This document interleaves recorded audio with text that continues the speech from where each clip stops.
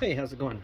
So we're doing an alternator on a 2011 Honda Odyssey, and as always I like to look at videos and kind of point out what I did to make things easier for myself.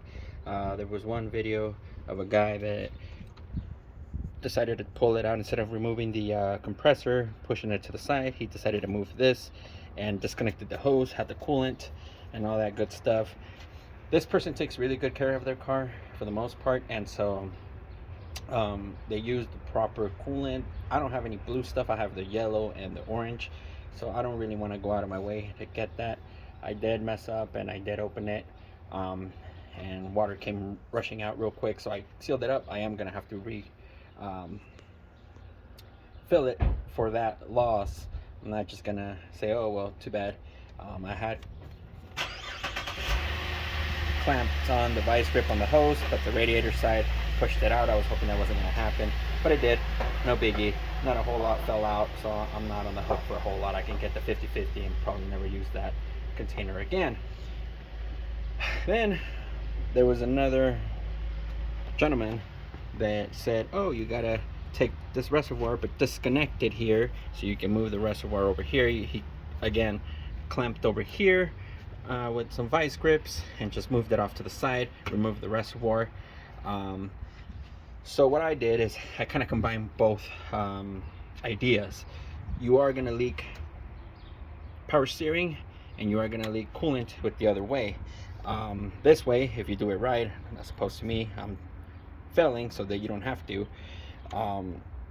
This gives you enough wiggle room to kind of move and finesse the alternator, I'm sorry. And then over here is where it comes out. Notice how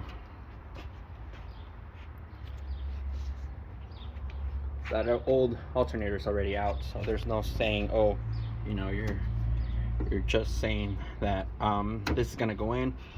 You unbolt the AC line. Remember, got to be careful. If it's not giving, don't force it. There is a little wiggle room to it, but not a whole lot, so you always have to finesse that for sure. Just be gentle with it. But once it is, you know, it does give you a little bit of wiggle room, extra wiggle room to move around, and that's where you don't have to disconnect any hose. You do move this windshield. You take off the plastic clip that it does have on there, and then you take off this cover for the PCM, ECM, whatever it is on the Honda here, but you take that off and it comes right out. And with that, let's see if I can get this in the shot.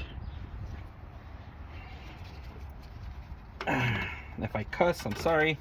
That's why I label it not for children.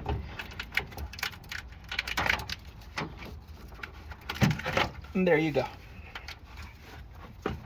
There is a bracket on the bottom for the reservoir hose to kind of keep it on there, but now it's easy. Now it's all it is putting it in its spot and pushing it in the mounting bracket and then bolting everything up. So there you go. Hopefully this helps you. You don't have to remove a compressor. You don't have to sit here. Oh, I'm sorry. One last thing.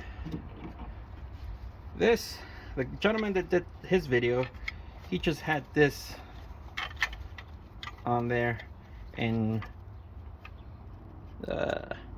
yeah, or was it the other side? Whoops. No, it was this side. Now I feel silly, but he had it on right. All you have to do is pull on the tab right here and disengage, and then you can use a socket. This guy had a wrench on there, and that even with the ratcheting wrenches, that's annoying. So just pull it out. It's super simple. Took like a second, and didn't have to fight with it, and you can have this just jiggling around. And I do recommend removing the bracket, because again, you do need every single millimeter of space that you can get. So again, hopefully this helps you out. If you have any questions, always let me know. Take care.